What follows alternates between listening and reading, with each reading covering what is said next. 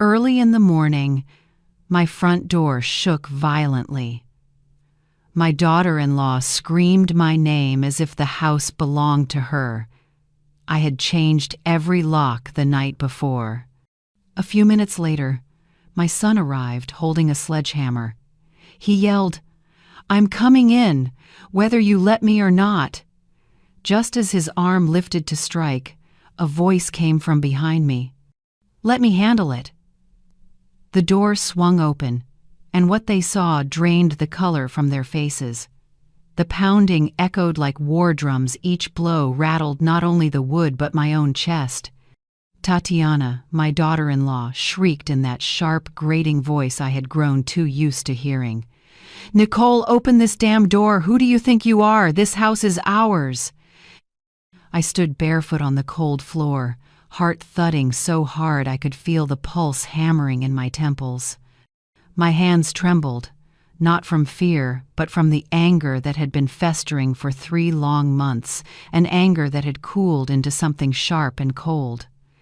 I glanced at the antique wall clock my late husband, Ernest, had bought more than 30 years ago, 6:07. Attorney Arthur Bernard would arrive in 20 minutes. I only needed to hold on a little longer. "Mom," my son Rodrigo called out. "I know you're in there. Open the door." Another crash rang out, metal against wood, then his voice grew harsher. "I'm coming in, door or no door." I peered through the peephole. Rodrigo gripped a construction sledgehammer, eyes bloodshot. Beside him, Tatiana stood with her arms crossed, a twisted smile curving her lips like she was on the verge of victory. My knees weakened. Was this how it would end? The same son I once cradled, the boy I nursed through pneumonia, the young man I helped buy his first motorcycle, now ready to smash down his own mother's door? Then that deep voice came again behind me. "Let me handle it." I turned. Attorney Arthur Bernard stood there, dressed in a crisp gray suit, leather briefcase in hand. He had arrived earlier than expected. "How did you get in?" I whispered. "Through the back door, just as you asked last night," he said calmly, though there was unmistakable authority in his tone. "Open the door," he added. "It's time they see what they've just lost." My hand found the latch. I turned it slowly. The door opened. When Rodrigo and Tatiana saw Arthur standing there, eyes like steel, the hammer slipped from Rodrigo's grasp and hit the floor with a dull thud. Their faces went pale as if they'd seen a ghost, because they knew exactly who that man was and that their plan had just collapsed. But before I explain why I had to change the locks to protect myself from my own son, I need to be clear. I wasn't always this woman. 3 months ago, the Nicole they knew was just a trusting mother who believed love could fix anything. If you want to know how a 68-year-old woman went from being used and manipulated to strong enough to slam the door on her own family, listen carefully, because this story might change how you see a mother's love forever. Arthur didn't smile. He didn't need to. His presence alone made the air heavy. He stepped forward beside me, voice firm and controlled, the kind of tone that had made countless liars falter in court. "Good morning, Rodrigo. Tatiana." He paused. "I'm sorry, but you no longer have any legal right to enter this property without the owner's consent." Tatiana was the first to react, her face flushing red. "Who do you think you are? We live here. We have rights." Arthur opened his briefcase, pulled out a thick folder, and drew several documents. The rustle of paper was the only sound besides Rodrigo's ragged breathing. "I am Attorney Arthur Bernard, a notary public in the state of New York. And this," he raised the documents, "is proof that this house, located at 328 Maple Avenue, has been placed in an irrevocable trust under the name of Mrs. Nicole Sanders, widow of Ernest Sanders." Rodrigo stammered, voice cracking. "Mom, what did you do?" I met his eyes. For a fleeting moment, I saw the little boy who used to hide behind me when his father scolded him, but I also saw the man who, just 2 weeks earlier, had told his wife that I'd lived long enough. I did what I should have done 3 months ago. Rodrigo protected myself. Tatiana let out a bitter laugh. Protected yourself? We've been taking care of you, keeping you company. Without us, you'd die alone in this big house. Arthur's tone turned razor sharp. Ma'am, I'd advise you to choose your words carefully. Everything you say now can be used as evidence if my client proceeds with a lawsuit. Lawsuit? Rodrigo barked. I invested in this house. I paid to fix the roof, to install the water tank. This house is partly mine. That was the lie he'd been repeating for months. Arthur gave a faint smile. Interesting, because, according to the bank receipts Mrs. Sanders provided, the roof repairs were completed last August, paid from her personal account $8,700. The water tank was installed in October, paid by her again $5,200. Shall I continue? Rodrigo's mouth opened, but no sound came out. Tatiana changed tactics, tears, trembling voice, one hand on her chest. Nicole, Mother, we're family. How could you do this to us? Something inside me broke, but it wasn't my heart. It was the last thread of guilt tying me to them. Family? I said, voice steady. You call it family, Tatiana?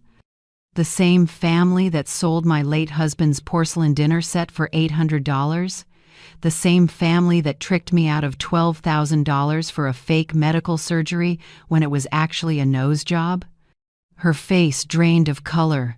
The tears kept coming, but now they were tears of panic. I was sick. Sick. At the Madison Avenue Cosmetic Clinic, right? Arthur pulled another paper. Here's the receipt. Rhinoplasty procedure, $11,500, paid January 18th, 3 days after you received money from Mrs. Sanders. Rodrigo turned to his wife, eyes blazing. Is that true? She stepped back. You knew about it. You stole from my mother, he shouted, and I saw the first crack in their perfect alliance. Arthur's voice cut through the air like ice. You have 48 hours to vacate this property. Take your personal belongings, clothing, and electronic devices, nothing else. Anything belonging to Mrs. Sanders that's removed will be treated as theft. Tatiana screamed. You can't throw us out. What about the kids, Valerie and Thomas? Where will we go? Arthur's calm finally wavered into irritation. Perhaps you should have thought about that before conspiring to place their grandmother in a cheap nursing home, so you could sell her house and buy an apartment in Manhattan. The silence was absolute. Rodrigo's eyes were bloodshot. How do you know about that? I reached into my robe pocket, pulled out a small recorder, and pressed play. Tatiana's voice rang crystal clear. Just a few more months, baby. Once we get her to sign the deed over to you, we're done. She's old, lonely, she needs us. Then we can put her in a cheap nursing home and sell this place. Easy $400,000, enough for that Manhattan apartment. Then Rodrigo's voice followed. You're right. Mom's lived long enough. We deserve this house. I stopped the recording. Rodrigo dropped to his knees on the porch. Mom, I didn't mean to. Yes, you did, I said quietly but firmly. You meant every word. Tatiana pointed at him immediately. It was his idea. He made me do it. Rodrigo shot up. What? You're the one who called my mother a burden. You wanted that. Fancy apartment. Arthur snapped his briefcase shut with a final click. I don't care about your marriage.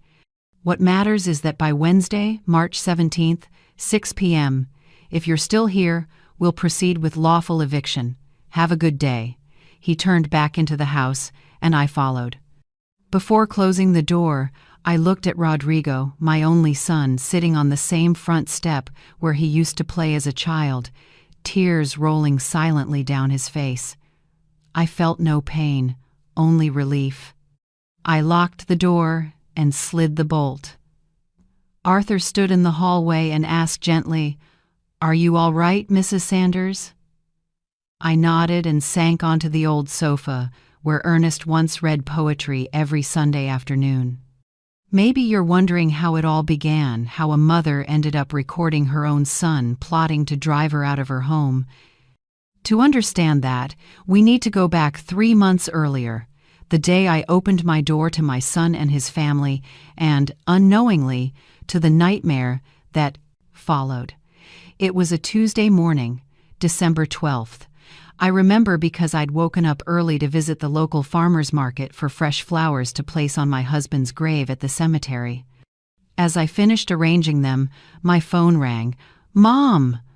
Rodrigo's voice sounded strange, low, strained. "What's wrong, sweetheart? Is everything okay?" "Mom, I need to talk to you.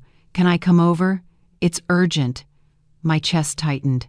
When a son says urgent, a mother imagines the worst: an accident, an illness, maybe death. "Of course, honey. Come anytime. I'll make lunch." "No need, Mom. I just need to talk." He hung up before I could say more.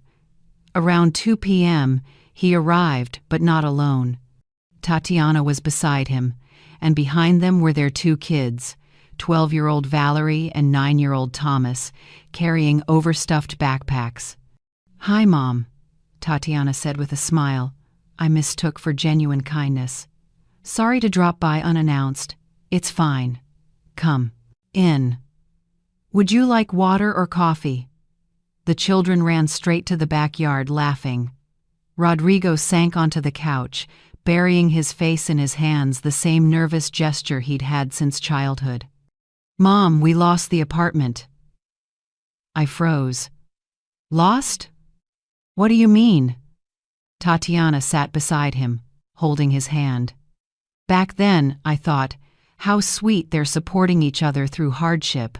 "Foolish woman, we ran into trouble with the bank," Rodrigo said without meeting my eyes. "We missed 3 months of mortgage payments. They repossessed the place. We have 2 weeks to move out." My heart clenched. "Oh my God, why didn't you tell me sooner? I could have helped." Tatiana jumped in, her voice syrupy sweet. "We didn't want to worry you, Mom. You've done so much for us already. We didn't want to be a burden. You could never be a burden. You're my family." Rodrigo looked up, eyes wet. "Mom, I have to ask for the biggest favor of my life. Can we stay here for a while? Just 2 or 3 months?" I looked around my 4-bedroom house. Since Ernest's passing 5 years earlier, I'd lived alone in a space far too big for one person. The thought of laughter, of children's footsteps, of warm food in the kitchen made me smile. "Of course. Stay as long as you need." Tatiana jumped up and hugged me. Her perfume was expensive, too expensive for someone who'd just lost her home. "Thank you, Mom. You have no idea how much this means to us." The kids cheered when they heard they'd be living with Grandma. Thomas ran over and hugged me. "Can I have the room with the stars on the ceiling, Grandma?" The same room Ernest had decorated for Rodrigo when he was a boy. "Of course, sweetheart." That afternoon, they started moving in box after box until the entryway was cluttered. Rodrigo had rented a small moving truck. I looked at the pile. "Do you need all this?" "You know, Mom, we're not sure how long we'll stay. Better to bring everything." At the time, it sounded reasonable. The first week went smoothly. I cooked meals, the kids did homework at the dining table, Rodrigo went job hunting, and Tatiana took care of the kids, though they were hardly little anymore. But small things began to change. Tatiana started rearranging furniture to make it roomier. Ernest's favorite armchair, where he'd read every night, was moved to the garage. "It's old, Mom. makes the place look dated. She replaced the towels with new ones, storing away the hand-embroidered linens my own mother had made. These are too old-fashioned, Mom. You should modernize. She cooked too, but the meals were strange, overly spiced dishes I'd never heard of. When I prepared traditional recipes, she sighed. So much oil, Mom. Not good for your health. 2 weeks later, I came downstairs one morning and saw the dining room curtains gone. Tatiana, where are the curtains? I took them down. The house needs more light. Curtains make it gloomy. Those curtains had taken me 3 weeks to sew by hand, embroidered with the bird patterns my mother taught me. But I liked them. They're outdated, Mom. Time for a change. Rodrigo came in and kissed his wife. Morning, Mom. Sleep well? Did you see Tatiana took down the dining curtains? Yeah. Looks brighter, right? Nicer. But I made those myself. It took so much work. He just laughed. Don't cling to small things, Mom. Tatiana's got great taste. You should trust her.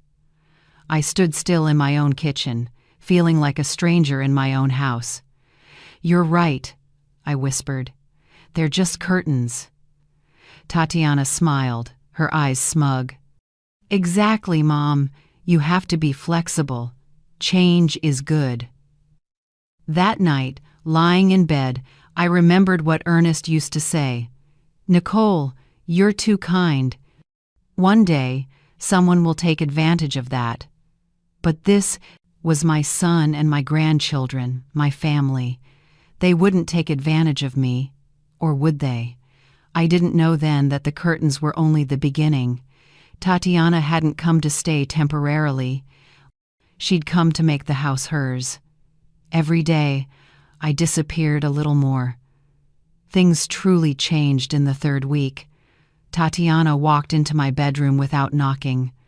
I was folding clothes when I saw her standing in the doorway with that fake, concerned look. Mom, we need to talk about this room. My room? What about it? She walked around, running her hand across my mahogany vanity, the gold-framed mirror, and the wedding photo on the wall. This room is too cramped, too cluttered. It's not good for you to live surrounded by all this stuff.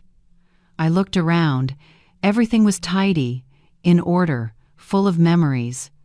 It's not cluttered, Tatiana. It's filled with memories. That's the problem, Mom. You're living in the past. You need to let go. Her words pierced my heart. Ernest had been my husband for 42 years. How could I let go of that? I'm not saying forget him, Mom, she said. Just put some things away. Make room for the present for us. The next day, while I was at church, Tatiana reorganized the living room. When I came home, all the photos of Ernest had vanished from the mantel, replaced by scented candles and a plastic plant. Where are Ernest's photos? I put them in your closet so they wouldn't get dusty. I don't care about dust. I want to see them. Tatiana sighed like she was talking to a child. Mom, you can't turn the house into a shrine. He's at peace now, you have to move on. I opened the closet and found the box, but my favorite photo was missing, the one of Ernest carrying me through the surf on our honeymoon in California. Tatiana, the picture's gone. What picture? The one in the silver frame. Oh, that. The glass. Cracked, so I threw it out. The frame was rusted anyway. I felt my heart crack. That evening, Rodrigo came home late. I waited for him. Son, we need to talk. Mom, I'm tired. Can it wait until tomorrow? No, it can't. He dropped onto the couch with a sigh. What is it? Tatiana's been throwing away your father's things. She's changing the whole house. I feel like a stranger here. Rodrigo didn't even look up from his phone. Mom, Tatiana's just helping. The house is too old-fashioned. This is my house, and I like it that way. You've been stuck in the past. Dad's been gone 5 years. You need to move forward. Those words stabbed like knives. Move forward. Did that mean forgetting my husband? Tatiana's just modernizing things. You should be grateful she cares. He went to bed, leaving me in a room that smelled of artificial candles, a scent that didn't belong in my home. That night, I cried, but the real pain was still ahead. A week later, Tatiana came into the kitchen, glowing. "Mom, great news! I hired a professional cleaning service. They're coming tomorrow to deep clean the entire house." "But I already cleaned the house." "Yes, but you do it the old-fashioned way. It needs a proper deep cleaning." "Don't worry, I'll pay for it." The next day, 3 uniformed workers arrived with chemicals and equipment. Tatiana directed them like a commander. "Throw out the stuff in the garage, those boxes too, and that old glass cabinet." "Wait!" I ran toward them. "That cabinet belonged to my grandmother. You can't throw it away. It's falling apart, Mom. It's infested with termites." "It doesn't matter. It's an heirloom." Tatiana sighed. "Fine, keep it. But at least let them toss the junk in the garage." I didn't pay enough attention to what they were taking a terrible mistake. 2 days later, I looked for Ernest's vinyl record collection. 30 years of jazz albums, the same ones we used to play every Sunday afternoon when he'd wrap his arms around me in the kitchen and hum softly into my ear. But they were gone. "Tatiana, where are Ernest's records?" "The records? Oh, Mom, the cleaning crew threw them out. They were all scratched, unplayable. It was the right call. Don't worry now, we have Spotify. You can listen to anything." I sank to the garage floor, right where Ernest's sofa used to be, where the records had sat, where our memories lived. And I cried, harder than I had since his funeral. Tatiana appeared in the doorway. "Mom, don't be so dramatic. They're just things." But they weren't just things. They were pieces of my life, fragments of Ernest, parts of myself, and she was throwing them away, one by one. That night, I told my neighbor and longtime friend, Clara, 72 years old, and also a widow. We sat on the porch, sipping hot coffee. "Nicole," Clara said bluntly, "your daughter-in-law is erasing you. She's wiping away your history so she can rewrite it with herself in it.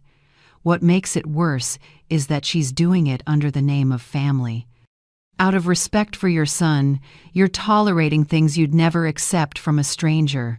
Her words echoed in my mind all night.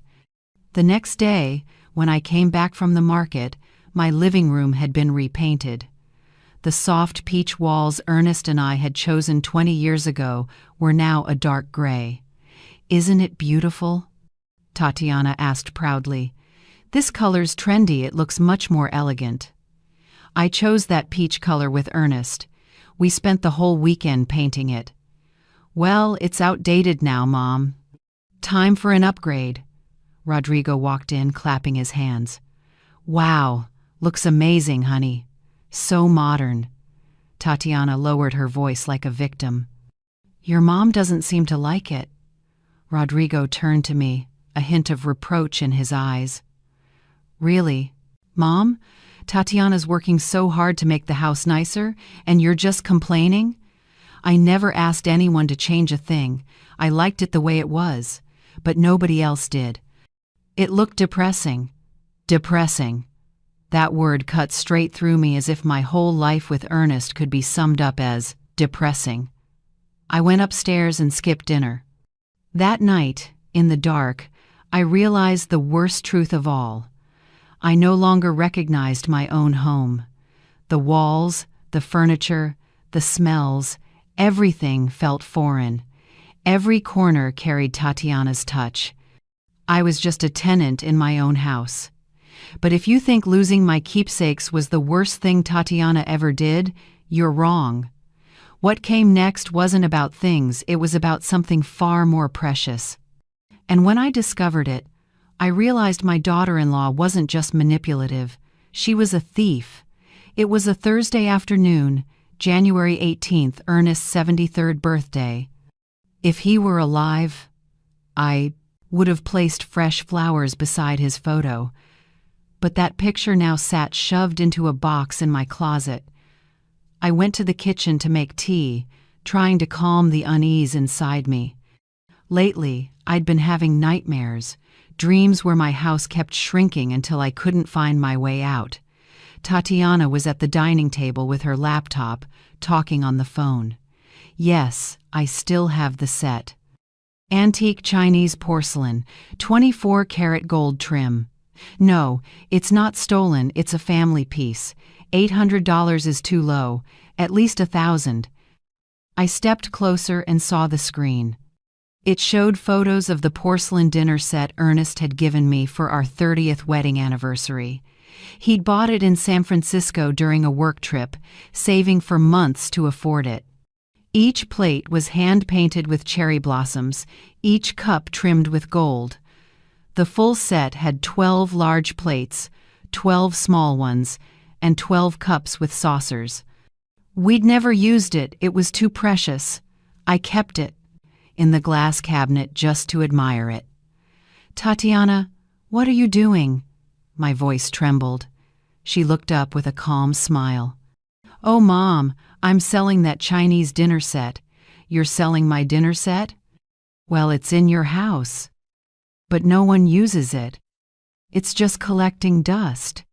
We need money urgently." The floor seemed to tilt beneath me. That set was Ernest's gift. "You can't sell it." "Mom, be realistic. They're just plates. Rodrigo hasn't found work yet, the kids need school supplies, and the storage rent is due soon. If you can't help us, we have to manage somehow." "And you manage by selling my belongings?"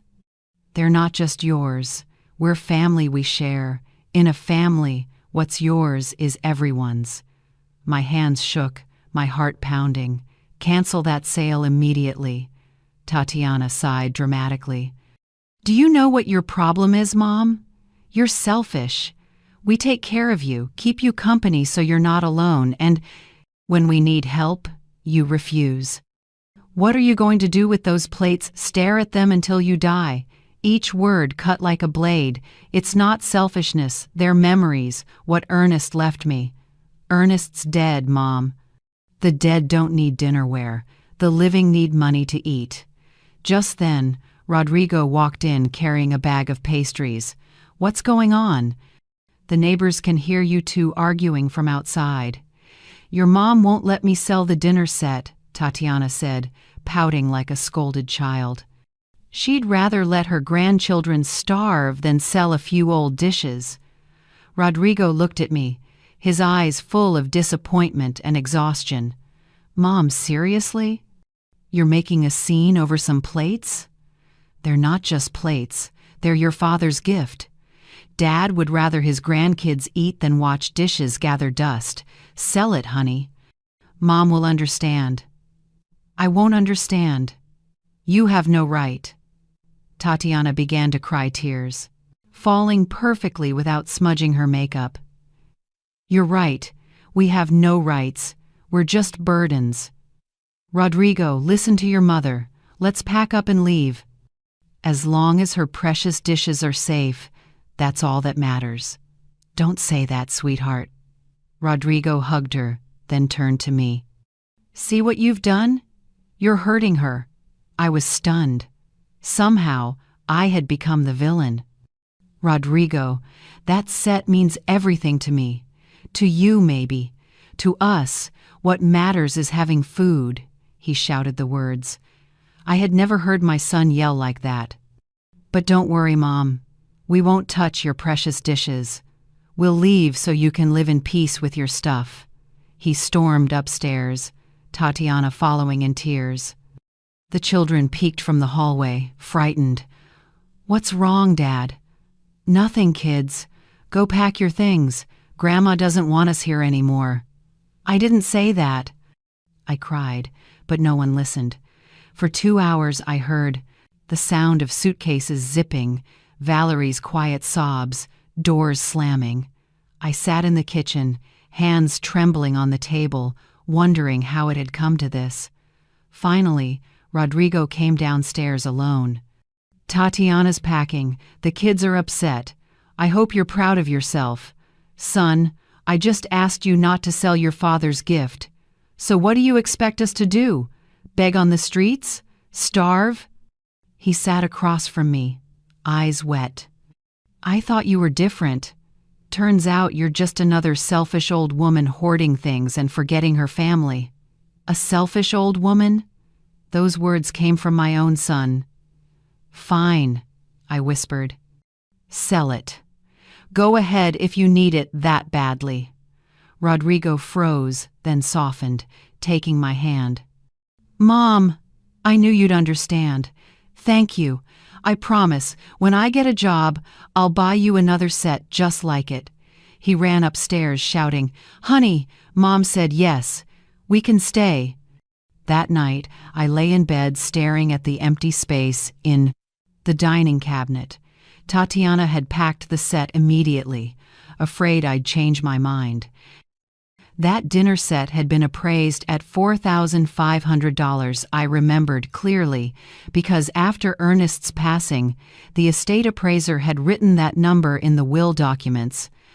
$4,500 for a lifetime of love and memories. Now she'd sold it for $800. The next morning, Tatiana left early. 6 hours later, she returned carrying bags of new clothes, designer jeans, expensive blouses, brand new shoes.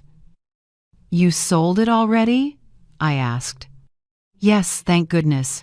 Now we can pay the storage rent." But the pile of shopping bags told a different story. "Tatiana, what's all this?" "Oh, I found some great sales, buy one, get one free." Couldn't resist. "But don't worry. I paid the rent and got the kids their school supplies. Besides, I deserve a little reward, don't you think? I've been so stressed all week." She walked off, toward her room, softly whistling a cheerful tune, while I stood frozen in my cold, gray living room, staring at the bare walls and the empty glass cabinet.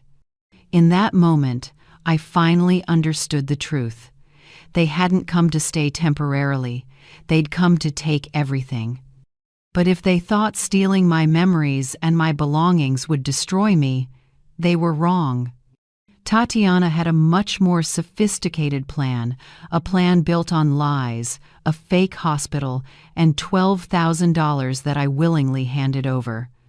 When a snake recognizes its prey, it doesn't stop until it swallows it whole. 2 weeks after the dinner set incident, Tatiana started behaving strangely.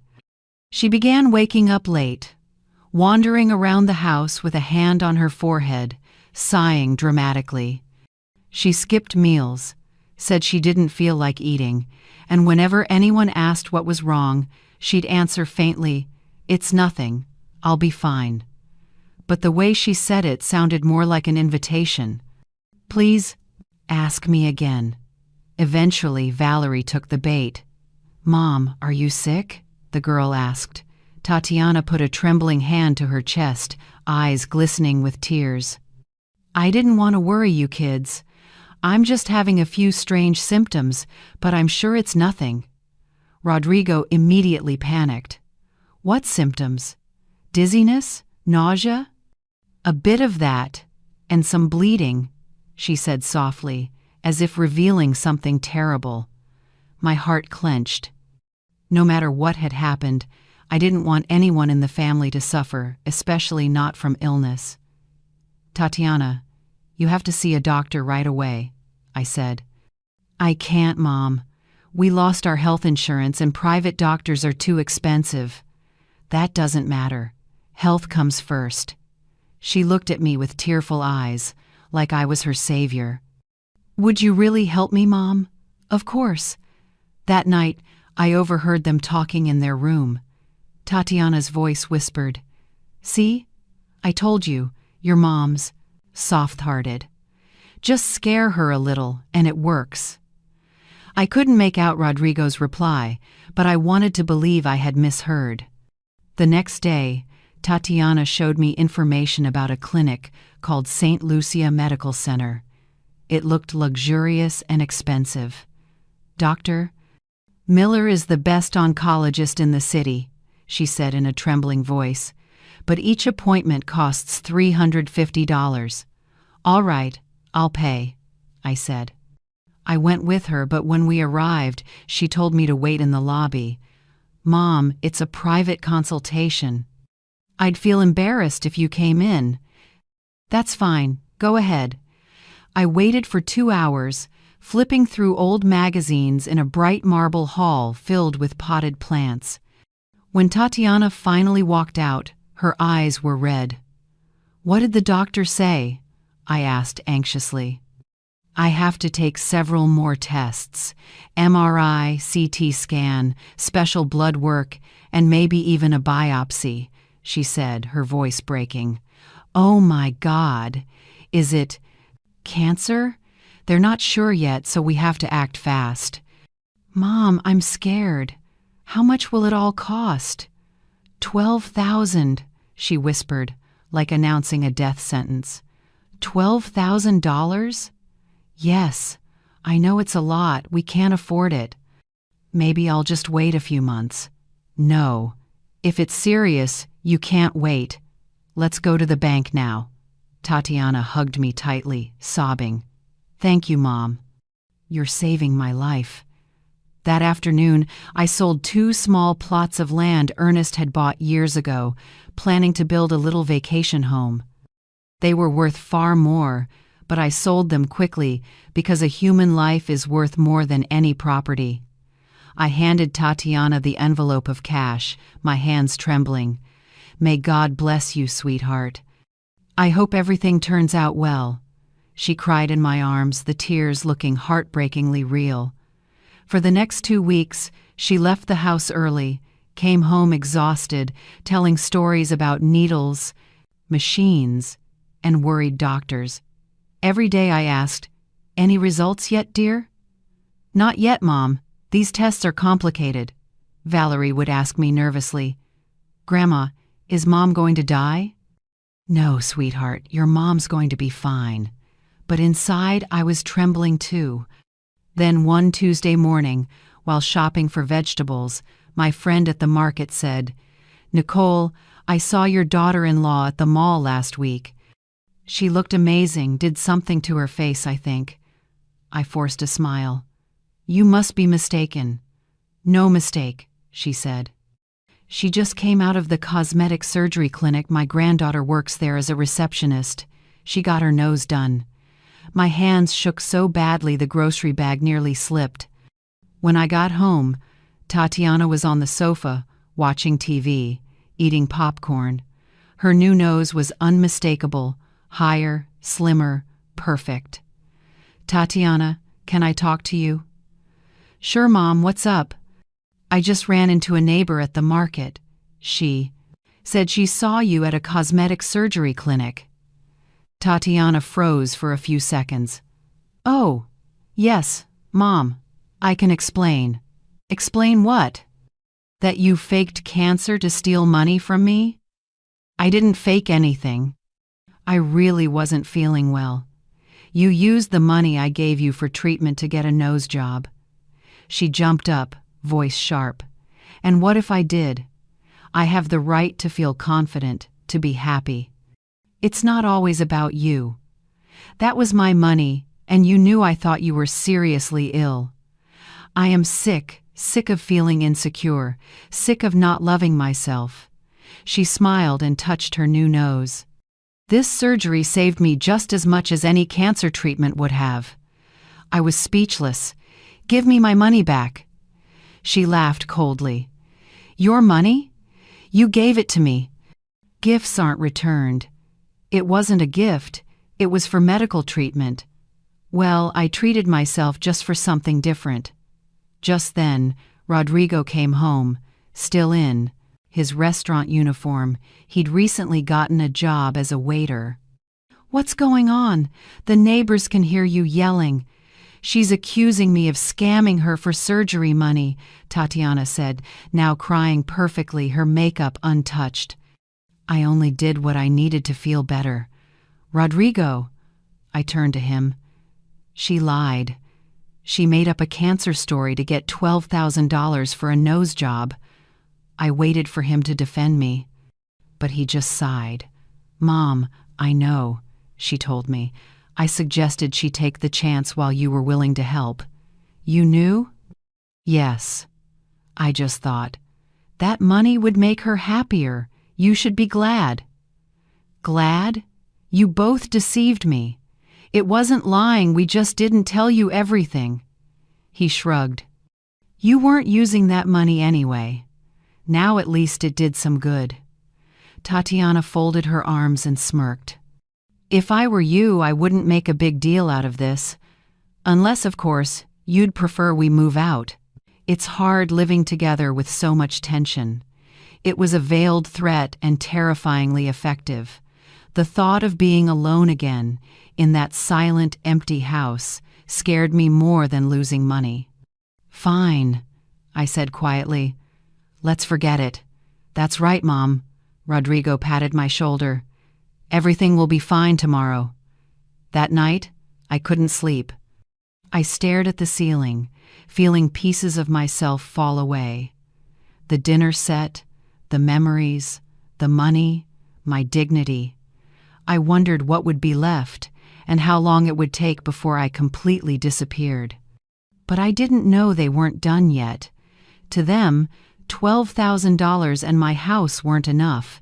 They wanted everything, and I was about to find out just how far they'd go to get it. One night, I went downstairs for a glass of water. In the dark, I heard a conversation that changed my life.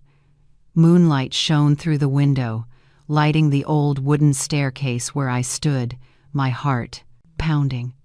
From the backyard came whispers, Rodrigo and Tatiana's voices. Instinct told me not to turn on the lights or make a sound. I pressed myself against the doorframe leading to the yard, hidden in shadow. What if it doesn't work? Rodrigo asked, his voice anxious. It will, Tatiana replied, her tone cold and calculating, none of the fake sweetness she used with me.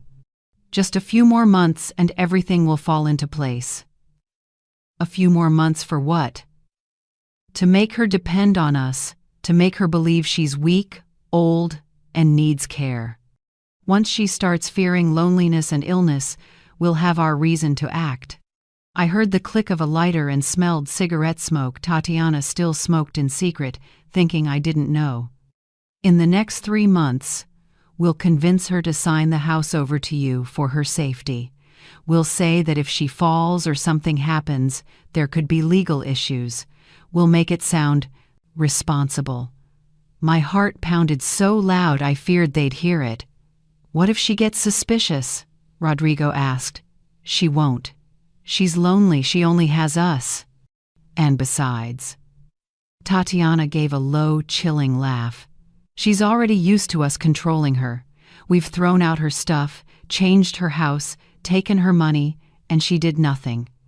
She's weak, and the weak always lose. My legs trembled so badly, I had to hold the wall to stay upright. And after that? Rodrigo asked, voice shaking slightly. After she signs, Tatiana exhaled, we'll move her into a cheap nursing home. There are a few outside the city, only $400 a month. Dirt cheap for what this house is worth.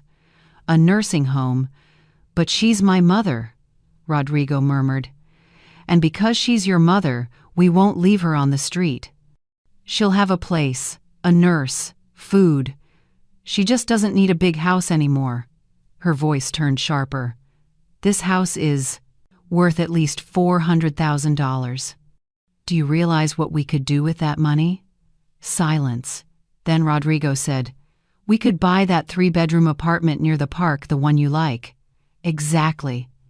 And we'd still have money left to invest, open a business, whatever we want. Your mom doesn't need all this space. We do. We have kids, a future. She only has the past. And if she refuses to sign? Tatiana laughed, a cold laugh that froze my blood. She'll sign. By May, she'll be tired, drained, scared enough to sign anything just to stay with us. Trust me, I know women like her. You just have to break them slowly. Once they stop resisting, they belong to you. You're right, Rodrigo said, his voice now confident. Mom's lived long enough. We deserve this house. Those words, Mom's lived long enough. We deserve this house from the only child I ever had, the boy I once rocked to sleep, the teenager I stayed up late helping with homework, the man I trusted more than anyone, my son, plotting to steal my home and lock me in a cheap nursing home. Something inside me shattered not my heart, but my final belief that my family still loved me. Let's go to bed, Tatiana said. Tomorrow I have to keep playing the perfect daughter-in-law. It's exhausting pretending to like her. They laughed and walked toward the back door. I crept upstairs, heart pounding, slipping into my room just before they came inside. I lay down, eyes open. Sleep never came. That night, the weak Nicole died in the dark, and a new one was born. The woman who understood that motherly love can't save you, that kindness can become a weapon against you, and that even your own child can betray you in the cruelest way. I sat up, hands trembling but mind clear. On the bedside table was Ernest's photo. "What should I do, my love?" I whispered. "If you were here, what would you do?" And then I remembered something. A week before Ernest died, he had told me in the hospital, when he knew he wouldn't recover, "Nicole, when I'm gone, there will be people who try to use you, your kindness, your loneliness. Promise me one thing. Don't let yourself become a victim. Fight back, even if it's against your own blood." Back then, I didn't understand. I thought he was delirious from painkillers. But now I knew Ernest had seen it coming. He knew our son better than I ever did. I opened the wardrobe and pulled out the boxes Tatiana had shoved to the back, revealing a small safe. I entered the code only I knew. Inside were the house deed, my will, and a business card. Dr. Arthur Bernard, attorney-at-law Ernest's closest friend, the man who had helped us for over 30 years. I gripped the card tightly. Even though it was past 3 a.m., I knew exactly what I had to do. I would not become a victim. I would not die forgotten in a nursing home while my son and his wife enjoyed my house. I would fight not with tears, not with anger, but with a plan. I lay back down, strangely calm. They didn't know it yet, but they were about to find out.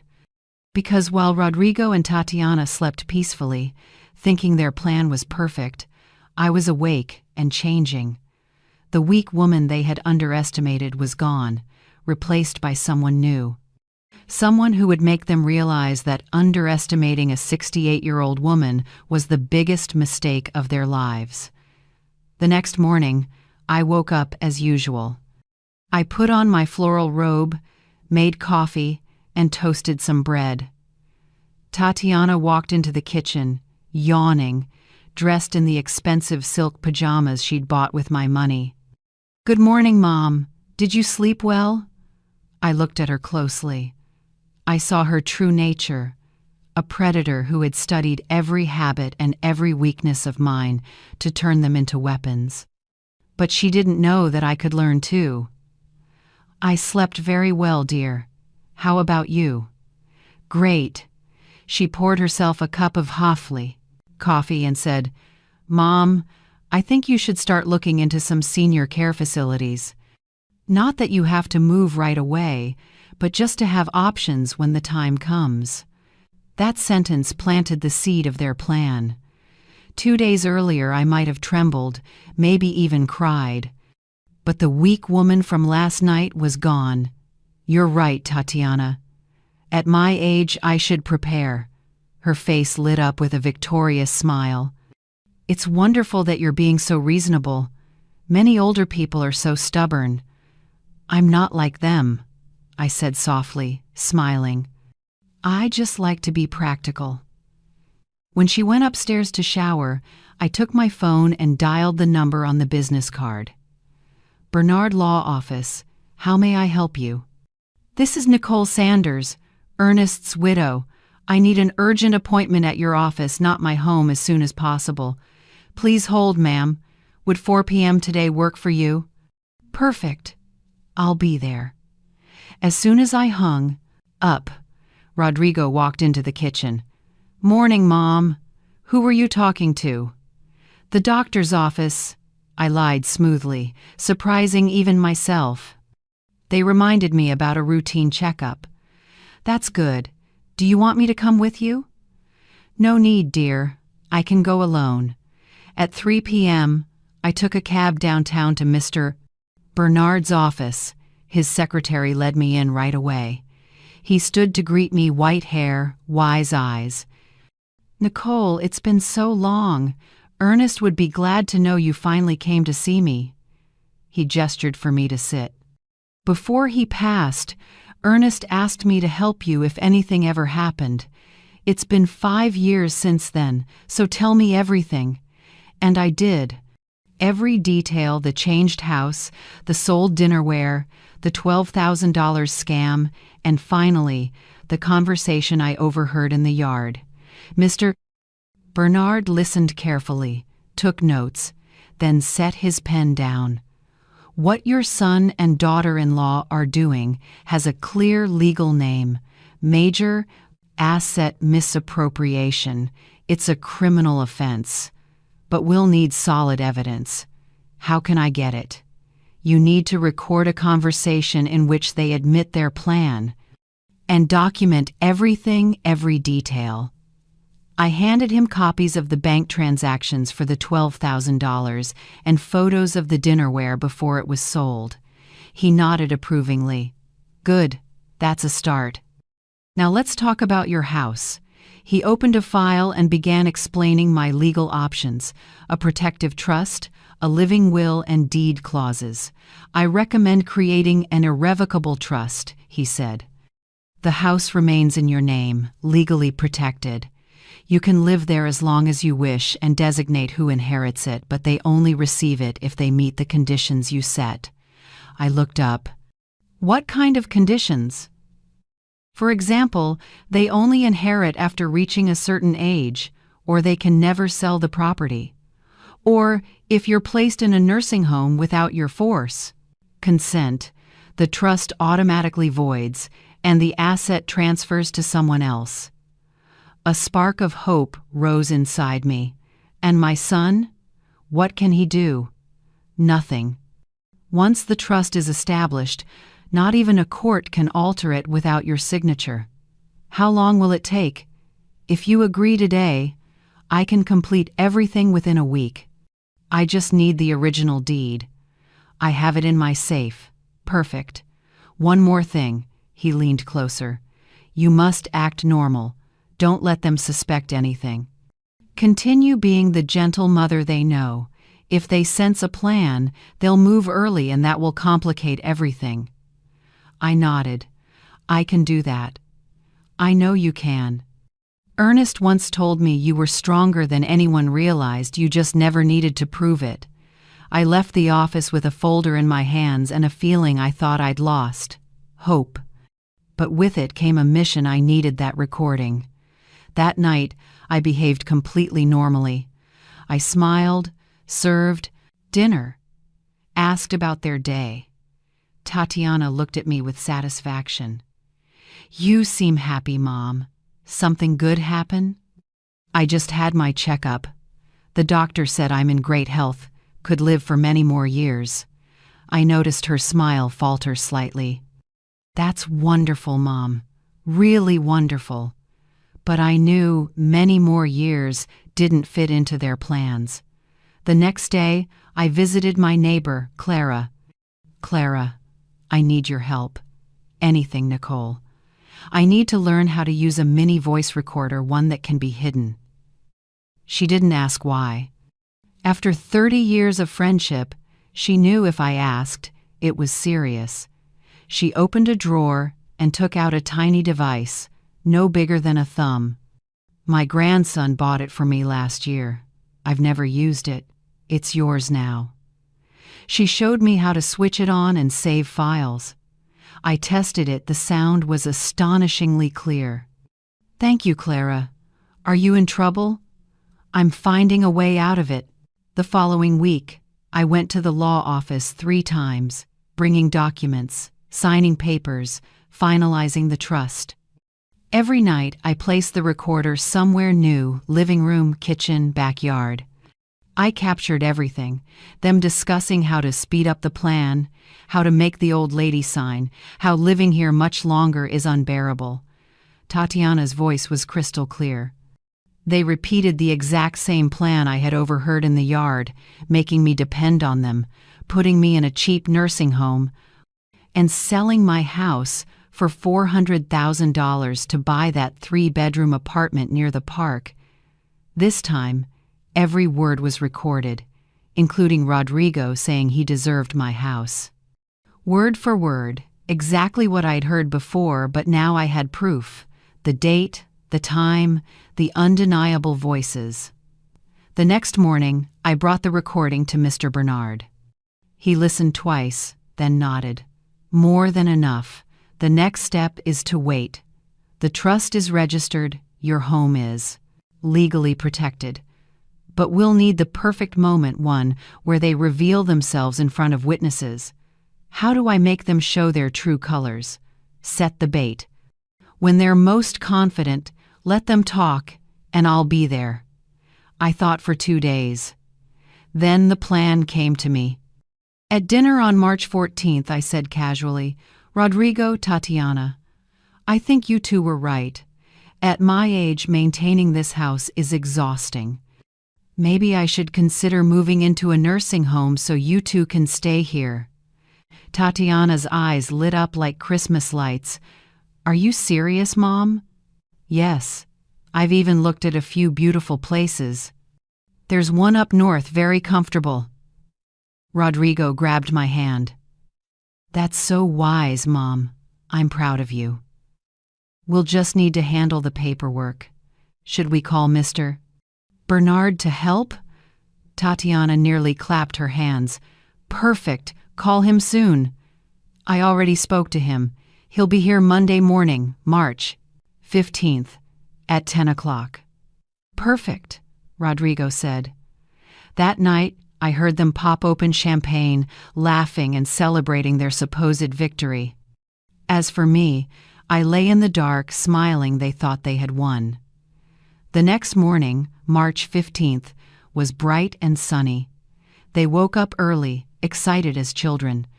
Tatiana applied her makeup carefully and put on a dark red dress. Rodrigo wore a gray suit for the important occasion. What they didn't know was that the night before, I'd called a locksmith and replaced every lock. And Mr. Bernard wasn't coming to transfer my house to them. He was coming to show them they had picked the wrong target. Late Sunday night, I had whispered into the phone, "Can you come right now?" "It's pretty late, ma'am," the locksmith said. "I'll pay triple. I just need it done quietly." Close to midnight, a man in his 40s arrived with his toolbox. I told him softly, "Replace every lock, front door, back door, garage, everything. Your family doesn't have keys? That's exactly why I need new ones." He nodded in understanding. Not the first time I've seen this. He worked for 2 hours. Every sound made me hold my breath. But Rodrigo and Tatiana slept soundly. Around 2 a.m., he handed me 4 new sets of keys. "All done, ma'am. These are the only ones. The old ones won't work anymore." I paid him $450 in cash money I'd withdrawn earlier that week. "Thank you. And if anyone asks, you were never here. he smiled. Got it. Good luck, ma'am. When he left, I sat in the dark living room. My house finally secured with keys only I possessed. A small act, but my first declaration. I was taking my power back. I called Mr. Bernard. It's done. Excellent. I'll arrive at 6:30 a.m. before they're awake. Leave the back door open, as we discussed. Don't worry. Tomorrow you'll take your life back. That night, I slept only 3 hours, not from fear, but anticipation. Monday morning, Rodrigo and Tatiana were up early. Tatiana put on her dress and heels, did her hair perfectly. Rodrigo adjusted his tie in the mirror, his face glowing with excitement. She hugged me sweetly. Mom, I'm so happy. This is the right decision for everyone. Yes, dear, for everyone. Rodrigo took my hand. Have you eaten, Mom? Want me to make you something? No, I already did. Just a bit nervous. That's normal. You'll feel relieved soon. All lies, and I finally saw every one of them clearly. I trust you both, I said gently. At 9 a.m., Tatiana started pacing. What time did he say he'd be here, Mom? 10 o'clock. That's too long, she muttered, sitting and standing again, checking her phone repeatedly. At 9:30, the doorbell rang. Tatiana jumped up. He's here. Wonderful. I'll get it. But when she turned the handle, the door wouldn't budge. Mom, it's locked. Oh, I must have latched it last night. Let me open it. I walked slowly to the door and peered through the peephole. It wasn't Mr. Bernard, just Sheila, the neighbor who sold baked goods. It's not him, just Sheila. I don't need anything, thank you. Tatiana froze, unaware that the game she thought she had won was already turning against her. She looked at me, confused, but said nothing. At exactly 10 o'clock, the doorbell rang again. This time, it was Mr. Bernard, and he wasn't alone. A young man with a leather briefcase stood beside him. Rodrigo and Tatiana practically ran to the door. Mom, open up, they're here. But I stayed still. Mom, what are you doing? Open the door. Rodrigo yanked the handle, but it didn't move. He tried his key, then turned to me. Mom, my key doesn't work. Oh, that's right, I said calmly. I forgot to mention I changed all the locks last night. The room went silent. What? Tatiana's eyes widened. Why would you do that? For safety reasons. At my age, you never know what might happen. The doorbell rang again, this time faster, more impatiently. Mother-in-law, open that damn door, Tatiana screamed. Don't speak to me like that, Tatiana. Mom, please open it. Rodrigo tried to stay calm. The lawyer's waiting. We have to sign the papers. Of course I remember, I said, still not moving. I let them ring, call, and knock for 5 minutes, 10 minutes. Tatiana grew furious. Are you insane? What are you doing? Rodrigo made a phone call, probably apologizing to the lawyer for the delay. 15 minutes later, the bell finally went silent. Tatiana's face was red with rage. We missed the appointment. He's gone. Are you happy now? Calm down, Tatiana, I said, glancing at the clock. Everything is going exactly as planned. What plan? Rodrigo asked, confused. Right then, I heard the sound of the back door opening. Familiar footsteps echoed leather shoes on the wooden floor. Rodrigo and Tatiana turned around, and standing in the doorway was Mr. Bernard, dressed neatly in a suit, holding his leather briefcase. Good morning, everyone. Sorry to keep you waiting. The look on Rodrigo and Tatiana's faces, shock, fear, confusion, was like a living painting. How did you get in? Tatiana stammered. The back door, Mr. Bernard said calmly. "Mrs. Nicole let me in a few minutes ago." "Mom, what's going on?" Rodrigo's voice trembled. "Sit down," I said, my voice low but strangely steady. "It's time to talk. Really talk. No more lies." "Lies? What lies?" Tatiana forced a laugh. "We never lied to you. Didn't you?" I pulled a small voice recorder from my coat pocket and placed it on the table. "Then explain this." I pressed play. Tatiana's voice filled the room. "Just a few more months, honey. We'll convince her to sign the house over. She's old, lonely, and needs us. Then we'll move her into a cheap nursing home and sell the house. It's worth at least $400,000. Tatiana went pale as paper. Then came Rodrigo's voice. "You're right. Mom's lived long enough. We deserve this house." Rodrigo sank into the chair, his hands trembling. "Mom, explain it," I said, my voice firm. "Explain why you think I deserve to be thrown into some rundown nursing home while you live in the house your father and I built." Tatiana recovered quickly. She was a survivor. But this time there was no escape. "This recording is illegal. You can't use it." Mr. Bernard spoke up.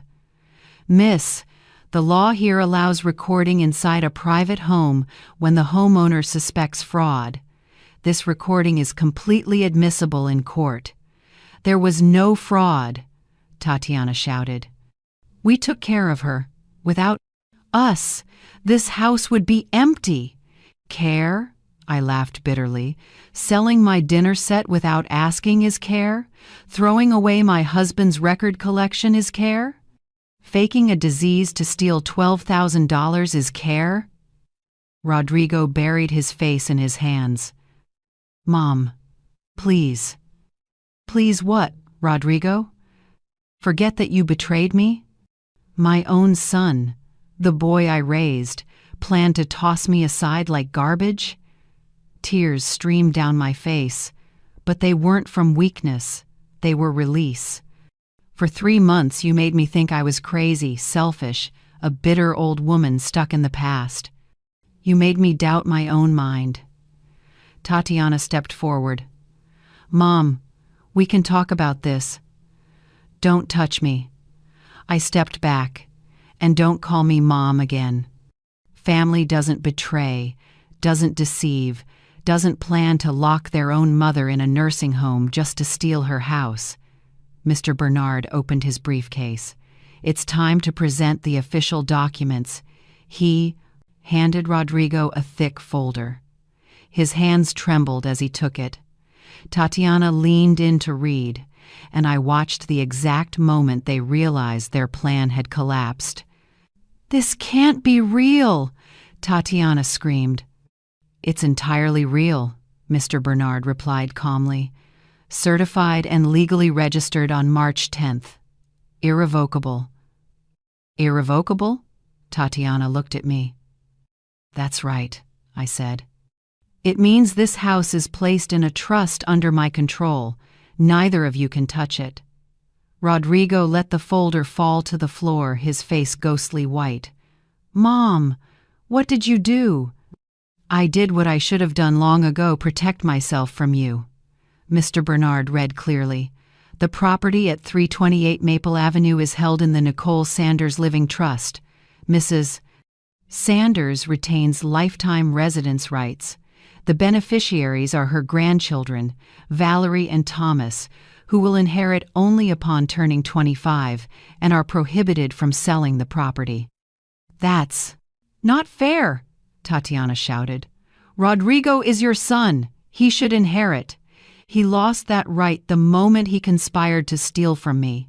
We weren't stealing. We just wanted you to have proper care." I pulled a printed page from my pocket.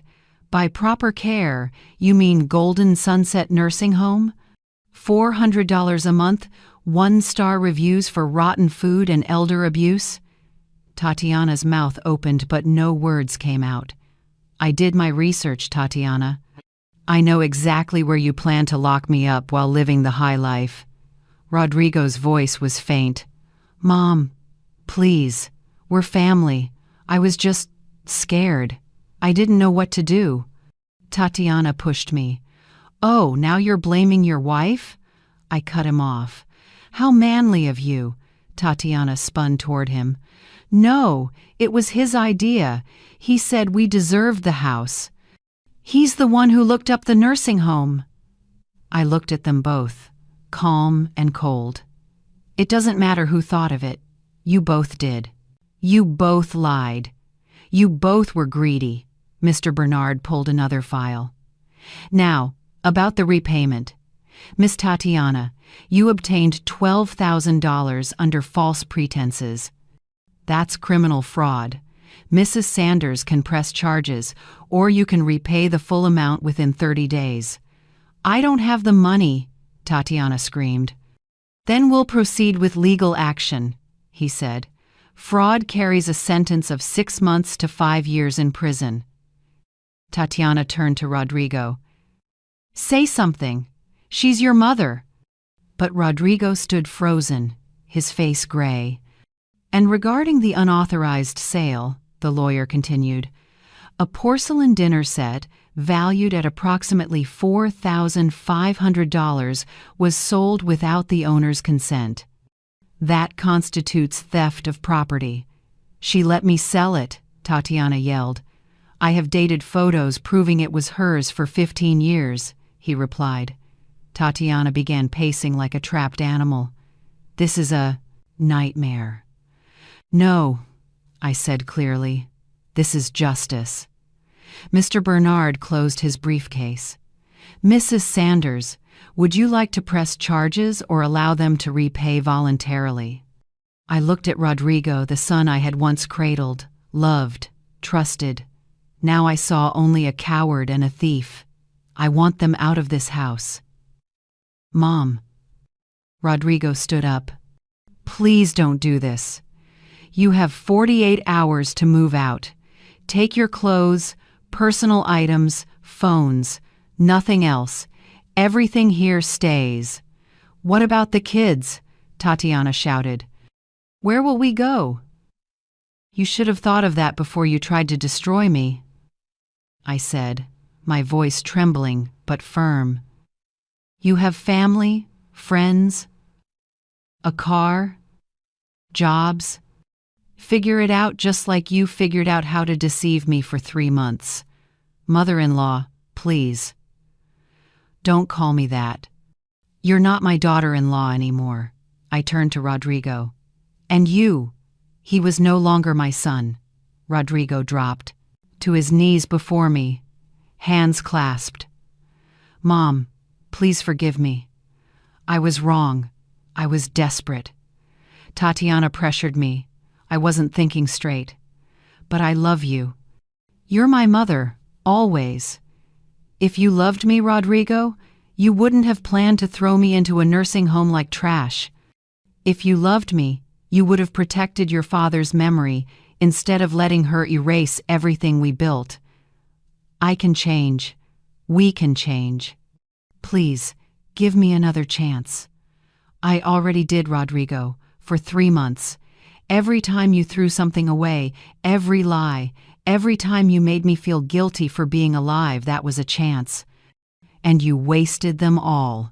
I turned to Mr. Bernard. "They have 30 days to return the $12,000. If not, I'll press charges." Tatiana screamed in anger and ran upstairs. Rodrigo stayed kneeling, sobbing like a child. "Get up, Rodrigo.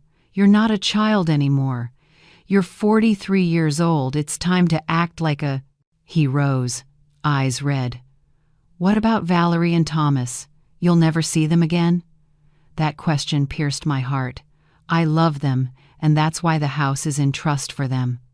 "But I won't let you use them as emotional hostages." Mr. Bernard placed a gentle hand on my shoulder. "Mrs. Sanders, do you need a break?" "No, I'm fine." I took a deep breath. "Rodrigo, you have until 6 p.m. on March 17th to leave this house.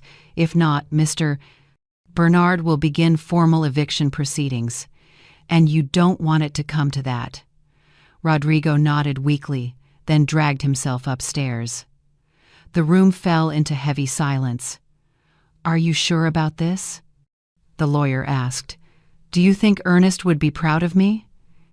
He gave a sad smile. "Ernest once told me, if I'm gone, Nicole will need time to find her strength.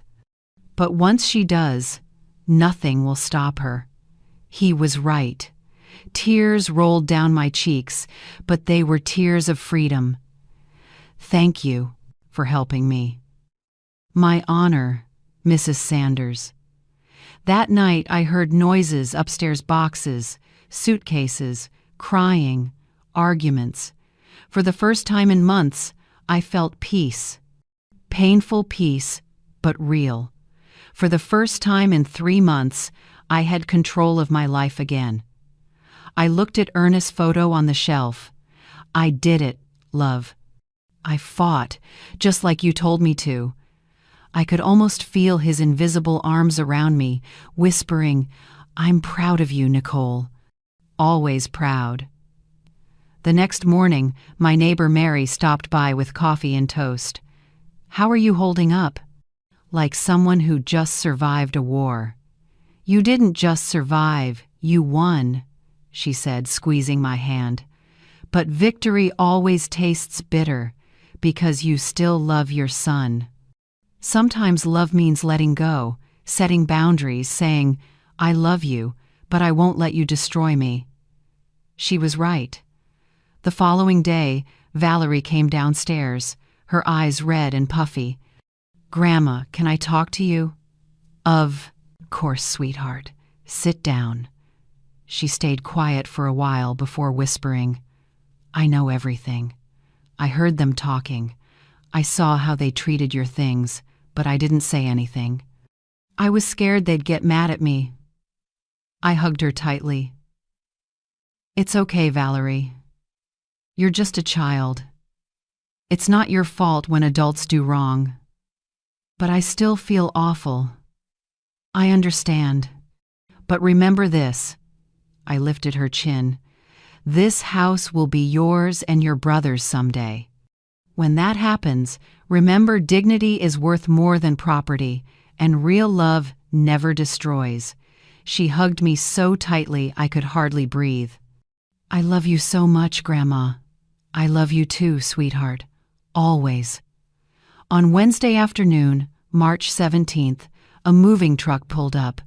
Rodrigo and Tatiana left in silence. The children looked sad and confused. Thomas hugged me. "Will we ever see you again?" "Of course you will. Whenever you want to visit, just call me. This will always be your home." Around 6 p.m., Rodrigo approached, holding an envelope. 3,000. It's all I could gather. "I'll pay the rest little by little. You have 30 days to repay the full 12,000, not a day more." "I know," he said, looking down. "Mom, I know I don't deserve forgiveness, but I really am sorry." "I know, Rodrigo, but regret doesn't erase what you've destroyed. It doesn't bring back the memories you threw away or wash away the words you said. Will you ever forgive me? I don't know. Maybe someday. But for now, I need you gone. I need time to heal, and I can't do that while you're still here." He nodded, climbed into the truck. Tatiana didn't even look at me. They drove off. I stood in the doorway, watching the truck disappear around the corner. Mary came up beside me. "Are you okay?" "Not yet, but I will be." That night, I ate dinner alone, but I wasn't sad.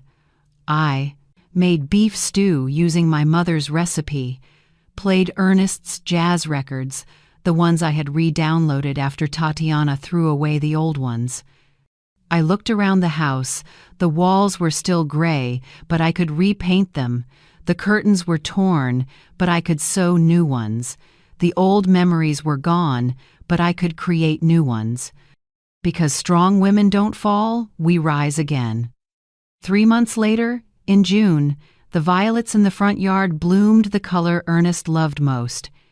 I painted the walls peach, sewed floral curtains, hung my husband's photos everywhere, and I started living again. I joined an art class, made friends with women my age who had also survived betrayal. We laughed, shared stories, and reminded each other that we were still ourselves, not just mothers or wives, but independent women. One afternoon, the phone rang. Unknown number. Grandma. Valerie, sweetheart. How are you? Not great. My parents got divorced. Mom left. You were right, Grandma. She never loved anyone, only money and that house. Her voice broke. Now Thomas and I live with Dad in a tiny apartment, but I'm not calling to ask to come back. I just wanted to hear your voice and tell you you were right. You can visit me anytime. This will always be your home.